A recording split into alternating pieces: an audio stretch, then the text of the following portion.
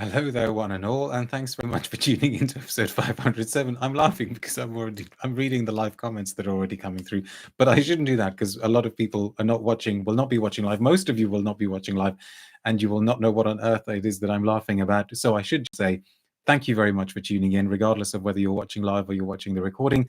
This is, of course, Love at First Scent with me, Persolaise, on YouTube. You're very, very welcome, regardless of whether you're watching. I just said that, didn't I? So I need to look at the comments. If you haven't already subscribed to this channel, please do consider doing so. I assure you that the opening lines, the opening moments of my videos are usually a little bit more coherent than this. The first comment goes to DMS, who says, "Oh no." Gavin says, "Back to the phallocentric," or the phallogocentric. Maciek says, "The forehead veins are going to have a field day when they smell yet another Aventus clone." Shimon says, "Oh good, I need a laugh." But this was, I like this, so this is the one that finally got to me. Spencer says, "I thought it was pretty funny that the recommended video after the last live, the one I just finished a couple of minutes ago, was called something like the Twisted World of Dark Romance Fiction." Yes. Energy and Versace, that's not a pretty combination, says Alex. What a brilliant companion video, says Eric. If you would like to find out what the video was that we just broadcast, that I just broadcast, it was for a new UK-based brand called Jouissance. Anyway, what are we doing for this one before we come back with the final video of the day, another showcase? This is new from Versace. Now, you may be surprised by my response to this, or at least a little bit surprised. This is the latest flanker, one of several flankers of Omar. Thank you very much. Okay, Omar has preempted my review. But anyway, this is one of many flankers to the original Versace Eros. This is called Versace Eros Energy, and it's composed by Jordi Fernandez. The original Eros, when I was preparing for this video, I looked it up, came out in 2012. If you had told me that it was 12 years ago, I absolutely wouldn't have believed you. The original one was composed by Aurélien Guichard, and no offense to Monsieur Guichard, because he's made lots of interesting and beautiful fragrances, and I'm sure when he was making Eros, he was just, following a brief and doing what the client wanted. But I thought Eros was terrible. I seem to remember I reviewed it, I think, on the blog in 2012. I wasn't doing videos yet. It just kind of summed up everything that I thought then was wrong with masculine perfumery, and that I think still is wrong with masculine perfumery. Just really crass ersatz citruses at the top, horrible sort of spiky, aggressive, angry woods, a really kind of aggressive faux patchouli base. The best bit about Eros, I seem to remember, was a kind of gloriously camp, over-the-top advertising campaign with, requisite scantily clad male model. It just felt like a kind of throwback to a kind of throwback to the 80s, but also a sort of throwback to an alternative universe 80s, because I don't think we would ever have had an advert like that in the 80s. Maciek says, "You did do a video review of Eros, but it was rather brief." Oh, see, I can't even remember that. Anyway, I thought it was pretty awful, but I would guess that it's done okay, because I think we went from an EDT to an EDP. Then we had, I think, a version called Flame. Then we had a Parfum. For all I know, there are other flankers as well.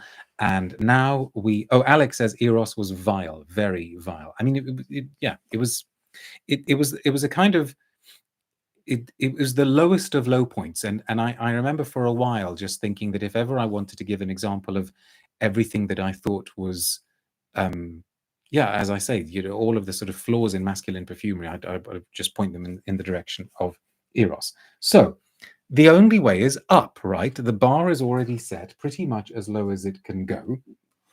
And I am not going to, for a moment, suggest that this is some kind of masterpiece that we're about to smell together. I'm not, certainly not going to be wondering about whether it's going to be earning a place in my top 10 for the year. Speaking of which, I need to get going. We're just a few weeks away from the end of the year. But in the interests of balance, in the interests of having a bit of a laugh, in the interests of showing that we must always be open to surprises and to being presented with something unexpected, I thought I would share this one with you. Maybe because I'm still in Gladiator mode, maybe because I'm still thinking of Denzel Washington in Gladiator 2. And okay, so I've just done a spray, and the initial hit does make me do that face that I know a lot of you love. And there is now a bit of me that's thinking, why did I think this was a good idea? But, you know, we do have to do these things sometimes. That yellow is pretty Uranus, says Gavin, or golden. I will let you make that association yourself. Yeah, it's an interesting yellow. Alex says you're absolutely fearless. Oh, I like that, Herb. That's the Persolaise face. Yes, you kind of need that bit to fade away, even though it does tell you it does give you a strong sense of what the dry down is going to be like. And the base is those kind of overdone, super aggressive, pumped, angry, rage-filled, patchouli, woody notes. But once that kind of fades away, sorry, I've just seen Machek's comment. Gavin, Machek reckons that you need to hydrate more. Actually, good point. Because if it's that yellow, you probably need to drink a bit more. I love these tangents. Okay, so once that's faded away, yes, what you get is actually a surprisingly well done citrus opening. There's something quite juicy here about a kind of nicely done blood orange, gingery, clementine. You know, it makes you think of the good old days of things like Davidoff Cool Water from the 80s that had just the most delicious, in its original formulation, the most delicious, genuinely refreshing, genuinely bracing, genuinely energetic citrus opening. This calls to mind those sorts of scents.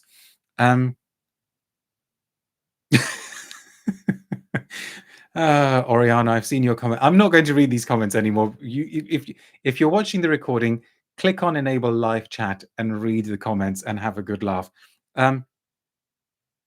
The citrus is really well done. And who was it? Was it Omar who said? Hang on, let me scroll back up. Omar said, really like the citrus here. Yes, I completely agree. The citruses are well done, and there's a kind of convincing apple feel to it as well. If you sniff too hard, so I think this is a case of how close do you want to get to Paul Mescal? And funnily enough, in the film, there are quite a few references to the fact that the people around him think that he stinks.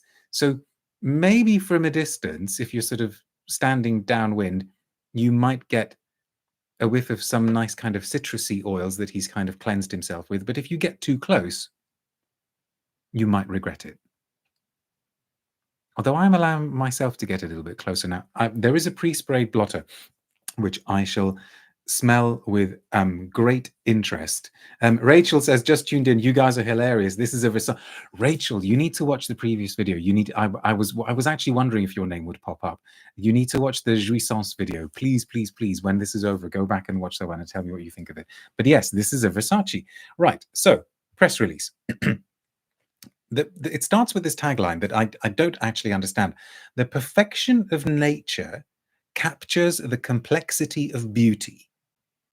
I mean, surely that's a non-sentence, right? Eros Energy is the newest eau de parfum pour homme by Versace, a unique perfume with a powerful sillage and long-lasting presence. Love, energy, and desire still remain key values for the new creation.